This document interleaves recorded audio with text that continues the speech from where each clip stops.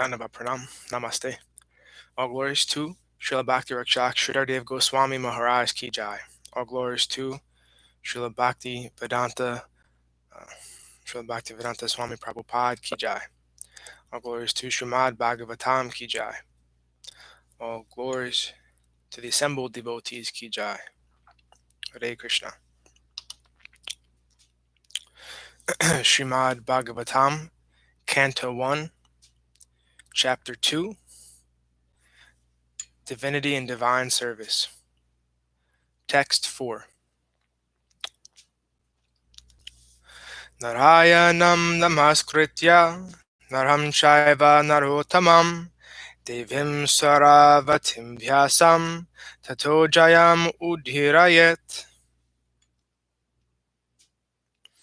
Before reciting the Śrīmad-Bhāgavatam, which is the very means of conquest, one should offer respectful obeisances unto the personality of Godhead, Narayana, unto Nara-Narayana, Rishi, the supermost human being, unto Mother Saraswati, the goddess of learning, and unto Srila Vyasadeva, the author.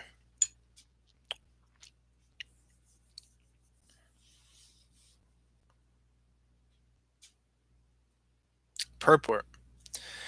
All the Vedic literatures and the Puranas are meant for conquering the darkest region of material existence.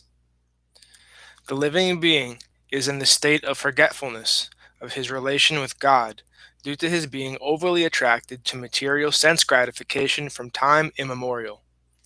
His struggle for existence in the material world is perpetual, and it is not possible for him to get out of it by making plans. If he at all wants to conquer this personal struggle, this perpetual struggle for existence, he must reestablish his eternal relation with God. And one who wants to adopt such remedial measures must take shelter of the literatures such as the Vedas and Puranas. Foolish people say that the Puranas have no connection with the Vedas. However, the Puranas are supplementary explanations of the Vedas intended for different types of men. All men are not equal. There are men who are conducted by the mode of goodness, others who are under the mode of passion, and others who are under the mode of ignorance. The Puranas are so divided that any class of men can take advantage of them and gradually regain their lost position and get out of the hard struggle for existence. Srila Sutta Goswami shows the way of chanting the Puranas. This may be followed by persons who aspire to be preachers of the Vedic literatures and the Puranas. Śrīmad-Bhāgavatam is the spotless Purana, and it is especially meant for them who desire to get out of material entanglement permanently. Text 5. Monhaya sadhu prishtoham bhavadbhirloka mangalam yatkrita krishna samprashno yenatma supraidati. O sages, I have been justly questioned by you. Your questions are worthy because they relate to Lord Krishna, and so are of relevance to the world's welfare. Only questions of this sort are capable of completely satisfying the self. Since it has been stated herein before that in the Bhagavatam the absolute truth is to be known, this is the purport now.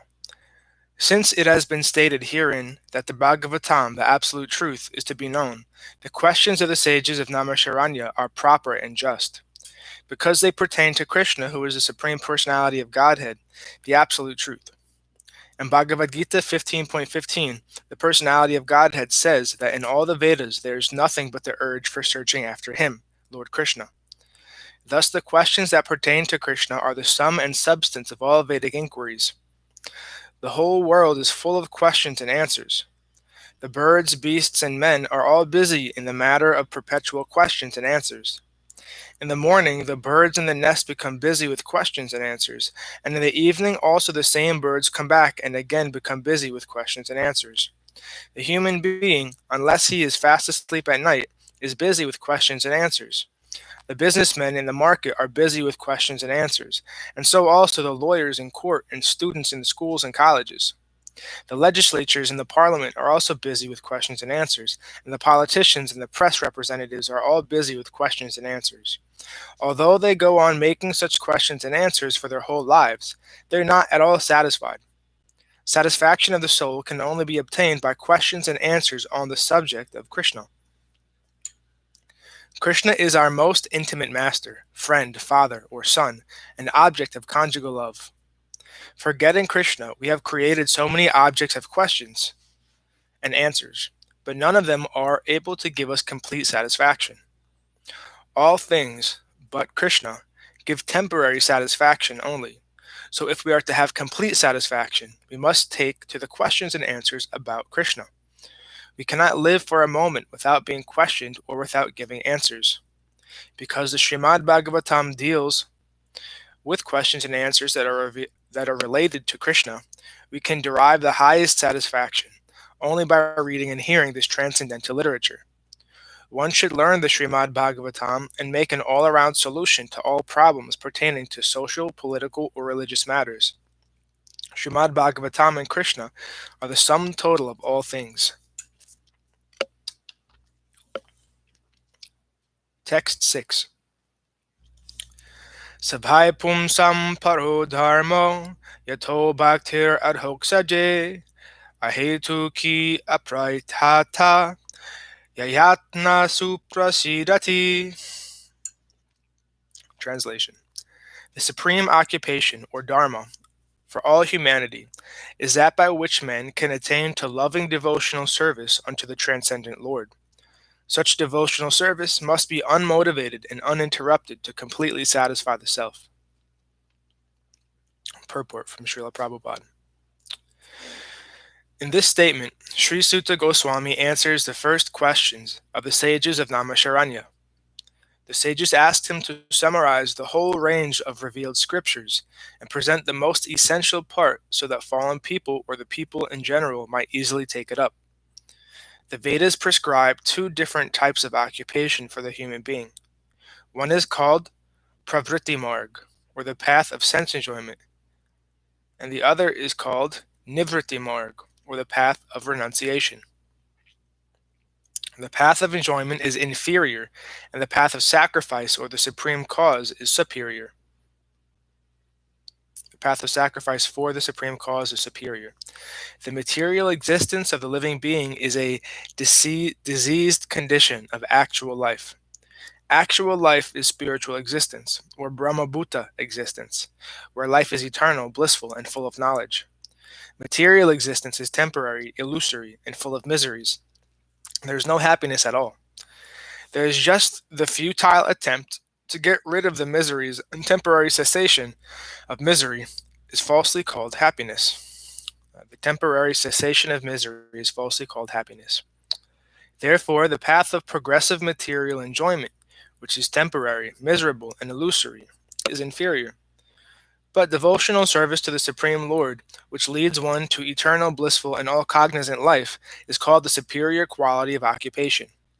This is sometimes polluted when mixed with the inferior quality. For example, adoption of devotional service for material gain is certainly an obstruction to the progressive path of renunciation. Renunciation or abnegation for ultimate good is certainly a better occupation than enjoyment in the diseased condition of life. Such enjoyment only aggravates the symptoms of disease and increases its duration.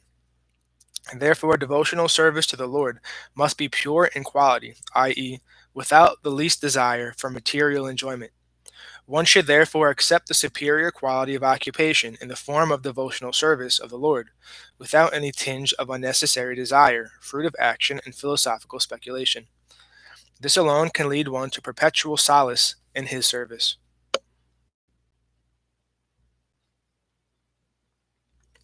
We have purposely denoted dharma as an occupation because the root meaning of the word dharma is, quote, that which sustains one's existence, end quote.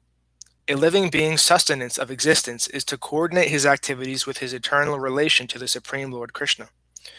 Krishna is the central pivot of living beings, and he is the all-attractive living entity or eternal form amongst all other living beings or eternal forms.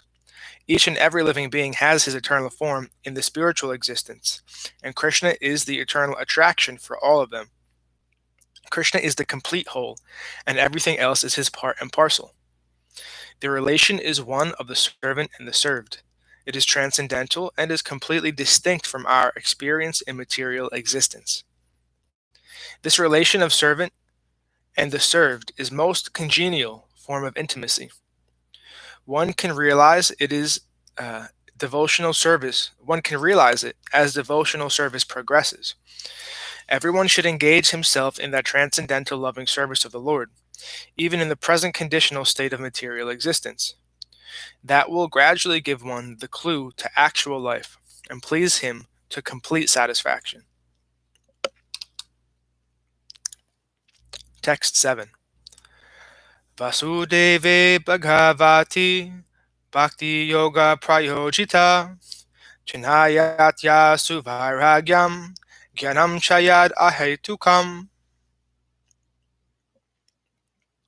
By rendering devotional service unto the Supreme Personality of Godhead, Sri Krishna, one immediately acquires causeless knowledge and detachment from the world. Purport. Those who consider devotional service to the Supreme Lord Sri Krishna to be something like material emotional affairs may argue that in the revealed scriptures, sacrifice, charity, austerity, knowledge, mystic powers, and similar other processes of transcendental realization are recommended. According to them, bhakti, or the devotional service of the Lord, is meant for those who cannot perform the high-grade activities. Generally, it is said that the bhakti cult is meant for the Sudras, Vaishyas, and the less intelligent women class. But that is not the actual fact. The bhakti cult is the topmost of the all transcendental activities, and therefore it is simultaneously sublime and easy. It is sublime for the pure devotees who are serious about getting in contact with Supreme Lord, and it is easy for the neophytes who are just on the threshold of a house of bhakti. To achieve the contact of Supreme Personality of Godhead Sri Krishna is a great science, and it is open for all living beings, including the Sudras, Vaishyas, women, and even those lower than the low-born Sudras. So what to speak of the high-class men, like the qualified Brahmins and the great self-realized kings? The other high-grade activities designated as sacrifice, charity, austerity, etc., are all corollary factors following from the pure and scientific bhakti cult. The principles of knowledge and detachment are two important factors on the path of transcendental realization. The whole spiritual process leads to perfect knowledge of everything material and spiritual, and the results of such perfect knowledge are that one becomes detached from material affection and becomes attached to spiritual activities. Becoming detached from material things does not mean becoming inert altogether, as men with a poor fund of knowledge think. Naishkarma means not undertaking activities that will produce good or bad effects. Negation does not mean negation of the positive. Negation of the non-essentials does not mean negation of the essential. Similarly, detachment from material forms does not mean nullifying the positive form. The bhakti cult is meant for realization of the positive form. The positive form is realized. The negative forms are automatically eliminated. When the positive form is realized, the negative forms are automatically eliminated. Therefore, with the development of the bhakti cult, with the application of positive service to the positive form, one naturally becomes detached from inferior things, and he becomes attached to superior things. Similarly, the bhakti cult, being the supermost occupation of the living being, leads him out of material sense enjoyment. That is the sign of a pure devotee. He is not a fool, nor is he engaged in the inferior energies, nor does he have material values. This is not possible by dry reasoning. It actually happens by the grace of the Almighty. In conclusion, one who is a pure devotee has all other good qualities, namely knowledge, detachment, etc. But one who has only knowledge or detachment is not necessarily well acquainted with the principles of the bhakti cult. Bhakti is the supermost occupation of the human being. Text 8. Dharma svanustita pumsam vivakshena katasuya notpadayed yadi ratim shama eva hi kevalam. The occupational activities a man performs according to his own position are only so much useless labor if they do not provoke attraction for the message of the personality of Godhead. Purport. There are different occupational activities in terms of man's different conceptions of life. To the gross materialist who cannot see anything beyond the gross material body, there is nothing beyond the senses. Therefore, his occupational activities are limited to concentrated and extended selfishness. Concentrated selfishness centers around the personal body. This is generally seen amongst the lower animals. Extended selfishness is manifested in human society and centers around the family, society, community, nation, and world with a view to gross bodily comfort. Above these gross materialists are the mental speculators who hover aloft in the mental spheres, and their occupational duties involve making poetry and philosophy or propagating some ism with the same aim of selfishness limited to the body and the mind. But above the body and mind is dormant spirit soul, whose absence from the body makes the whole range of bodily and mentally selfishness completely null and void. But less intelligent people have no information of the needs of the spirit soul. Because foolish people have no information of the soul and how it is beyond the purview of the body and mind, they are not satisfied in the performance of their occupational duties. The question of the satisfaction of the self is raised herein. The self is beyond the gross body and subtle mind. He is the potent active principle of the body and mind. Without knowing the need of the dormant soul, one cannot be happy simply with emolument of the body and mind. The body and mind are but superfluous outer coverings of the spirit soul. The spirit soul's needs must be fulfilled. Simply by cleansing the cage of the bird, one does not satisfy the bird. One must actually know the needs of the bird himself. The need of the spirit soul is that he wants to get out of the limited sphere of material bondage and fulfill his desire for complete freedom. He wants to get out of the covered walls of the greater universe. He wants to see the free light and the spirit. That complete freedom is achieved when he meets the complete spirit, the personality of Godhead. There is a dormant affection for God within everyone. Spiritual existence is manifested through the gross body and mind in the form of a perverted affection for gross and subtle matter. Therefore, we have to engage ourselves in the occupational engagements that will evoke our divine consciousness.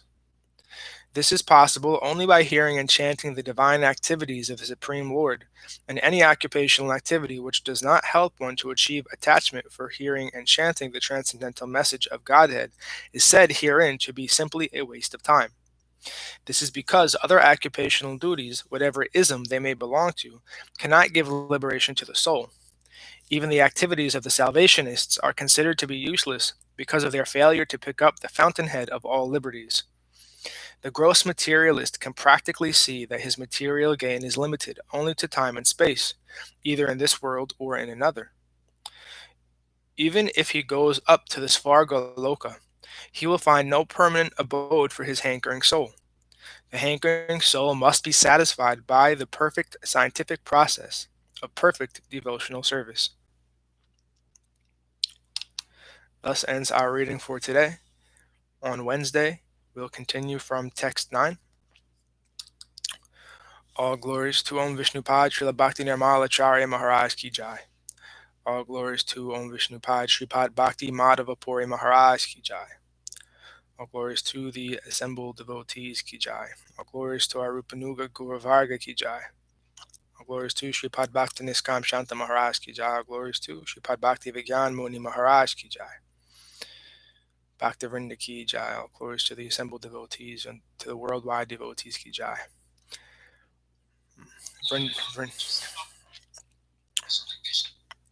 Vrindavan Dham Ki Jai. All glories to Navadvip Dham Ki Jai. All glories to Giri Govardhan Gupta Govardhan Dham Ki Jai. Tulsi Devi Ki Jai. Nitai Gora Haribol.